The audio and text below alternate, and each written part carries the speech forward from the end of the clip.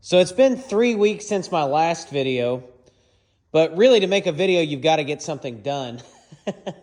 I haven't gotten anything done, but that's why I titled this video Thinking Things Through. I've got a lot of stuff to plan for. So I'm just going to run through it in my head, and y'all tell me what you think. Planning to use this 440 that I pulled out of a motorhome, and I want to do as little as possible to get it on the road. I don't want to have to rebuild this thing. It's only like a 70-something thousand mile motor. And, you know, if I can avoid rebuilding it or rebuilding the transmission, I will. I might want to freshen up some stuff. Obviously, I'm going to want to paint it and do some things to make it look pretty.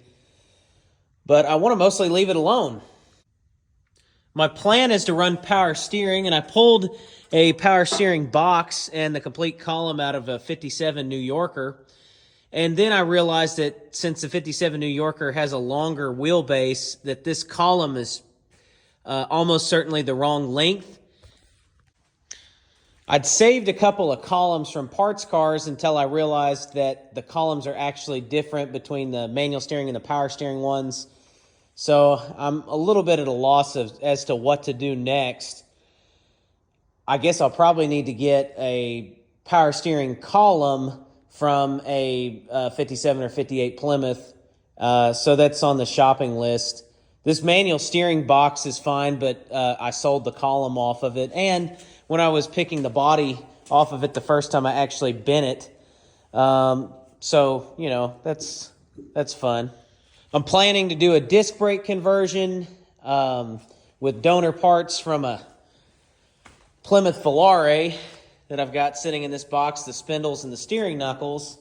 And there's a really cool video that James Rawa did on that, so you should check out his channel for that. I think I've mentioned it before, but it's really cool. It's worth watching. I'm planning to put a Ford 8.8 rear end in this. I've already got it. It came out of a 2001 Ford Explorer. The leaf springs are actually a really similar length, although I had bought new leaf springs from I think it was like a A-body Mopar. That might be right. That might be wrong. But anyway, I've got, somebody else had used them, so I bought new leaf springs based off of that recommendation.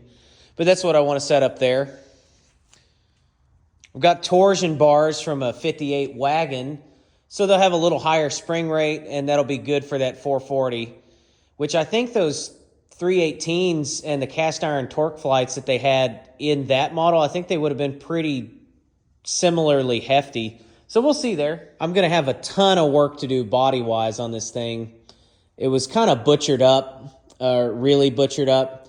Really hate to complain about somebody else's work, but this car never should have been apart the way that it was. I've got floor pans to do, the complete trunk pan. I've got a trunk pan out of a 57 New Yorker I'm going to put in it. Somebody already did the rear quarters, lower rear quarters. I'm going to have to fix the mess that's going on in the front.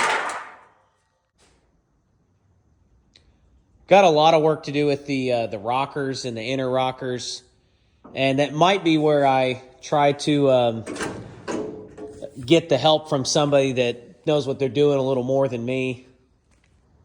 Getting motivated to go out and work on your project is always difficult, it seems like. I don't know, it seems like I'm either super focused and want to get a bunch of stuff done, which so far has been parts collecting or parting out parts cars. And now that the real work begins, it's, it's daunting. I'd use the Porta Power to start to straighten up the rear of this frame where it'd taken a hit at one point. But I'm going to get a buddy of mine who used to do a lot of body work back in the day. I'm going to get his opinion on this because I don't want to overdo something, So that's where I get into second guessing myself. Not just going in and doing something, but I don't want to tear it up if it's, could be applied in a skilled way.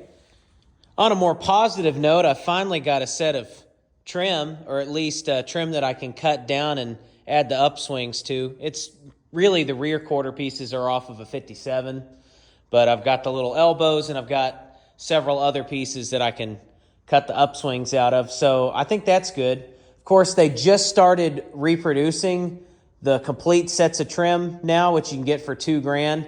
Previously, it would have been a lot higher than that, and it's still $2,000, but it's like for unobtainable parts, that's a great price. So, of course, they're going to start doing that as soon as I get a full set together. But I wasn't planning on buying new anyway, so I don't know why I'm complaining about that. To sum this short video up, it was basically me talking about the things I'm going to do instead of actually doing them. So I guess I better hop in and do something. I might start actually grinding on this frame.